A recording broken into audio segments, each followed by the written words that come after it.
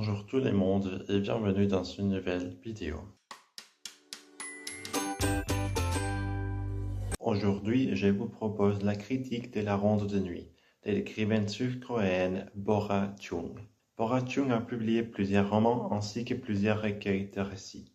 Dans ces romans, les quotidiens et les surnaturels s'entrelacent pour montrer les aspects les plus sombres de la société et proposer une critique acerbe et satirique des inégalités et des injustices. Autrice polyvalente, Bora Chung mêle différents genres littéraires, notamment les fantastiques, la science-fiction et l'horreur. La ronde de nuit illustre parfaitement cette façon d'écrire et en est un exemple excellent. Ces romans comptent à peine 200 pages et a été publié pour la première fois en 2023. La traduction française est parue en 2025 aux éditions Rivage et a été réalisée par Choi Kyung-ran et Pierre Biziou. Si je ne me trompe pas, l'histoire se déroule dans un étrange institut de recherche à Séoul. Mais ce n'est pas n'importe quel centre de recherche. Derrière les portes de chaque laboratoire, on garde enfermés des objets paranormaux. Ces objets sont liés à des crimes de sang-froid, des vengeances atroces et des malédictions, et ils ont été marqués par une violence brutale ainsi que par d'autres actes inhumains.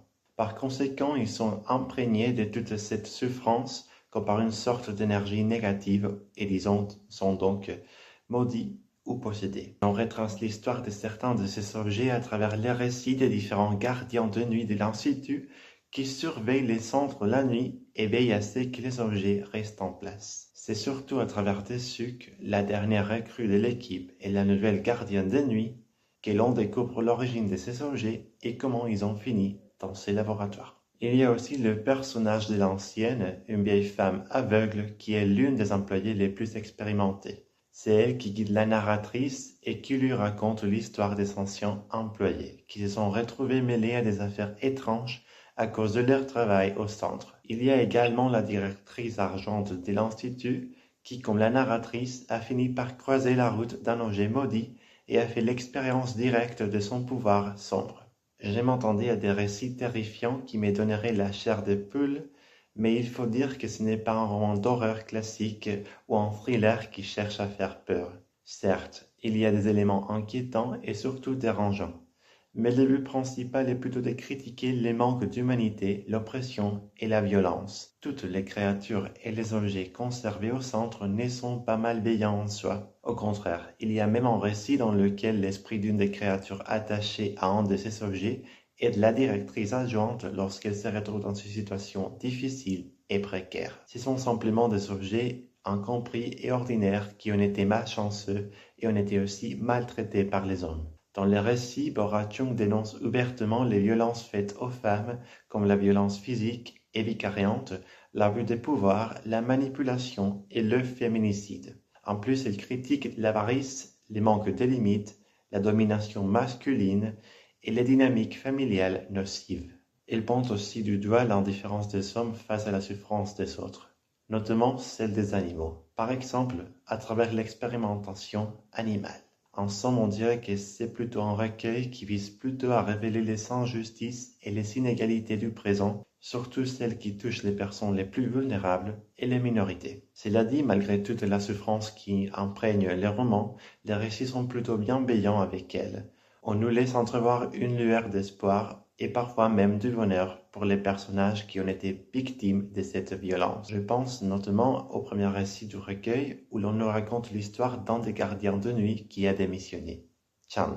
Chan, lui, il est atteint d'hallucinations et il a grandi dans un entourage chrétien hyper religieux, un peu comme les témoins de Jéhovah. Comme il est gay, sa famille a tout essayé pour lui faire renier ses sentiments qu'il considérait honteux et immoraux. Il a donc dû subir une sorte de thérapie de conversion et a été victime de violences psychiques et physiques. Avec l'aide et le soutien de Gak, qui fait lui aussi partie de la communauté religieuse, il s'éloigne de son passé et s'affirme dans son identité. Mais il n'ose pas encore donner libre cours à ses émotions ni répondre à Gak, qui est clairement amoureux de lui. Grâce à une étrange expérience paranormale sur les chemins de retour depuis les centres de recherche, il finit par voir les choses en face et réalise ce qui est vraiment important. Il décide donc finalement de faire le pas, de déclarer sa flamme à Gak et d'entamer une relation avec lui. Et c'est pareil pour la directrice adjointe. Elle a dû subir les manques de contrôle, la violence et la négligence de son ex-mari,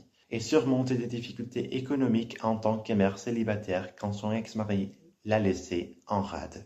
Mais grâce à l'influence magique et à la bienveillance des esprits des moutons qui ont été maltraités lors des expériences scientifiques à l'université près de chez elle, elle a pu gagner sa vie et se débarrasser de son ex. Même si ce n'était pas le genre de bouquin auquel je m'attendais, j'ai bien aimé le récit et le regard critique de l'auteur. Il est vrai que je n'ai pas l'habitude de lire des recueils de récits et que je préfère les histoires complètes centrées sur les mêmes personnages, ce qui nous permet de mieux les connaître et d'approfondir l'intrigue. Il faut tout de même dire que les différents récits s'entrelacent d'une certaine façon, même si ce n'est pas toujours le cas. En plus, dans le dernier chapitre, on retrouve tous les objets dont on a lu l'histoire au fil du roman pour, disons, les libérer des influences obscures qui s'y sont attachées. C'est une façon de tout relier et de bien ficeler l'histoire sur une note plus positive. Si vous n'avez pas encore lu La Ronde de Nuit, je vous propose de lui donner une chance. Et si vous l'avez déjà fait, n'hésitez pas à partager votre avis dans les commentaires. C'est tout pour l'instant, j'espère que cela vous aura plu et on se retrouve très bientôt pour une nouvelle vidéo.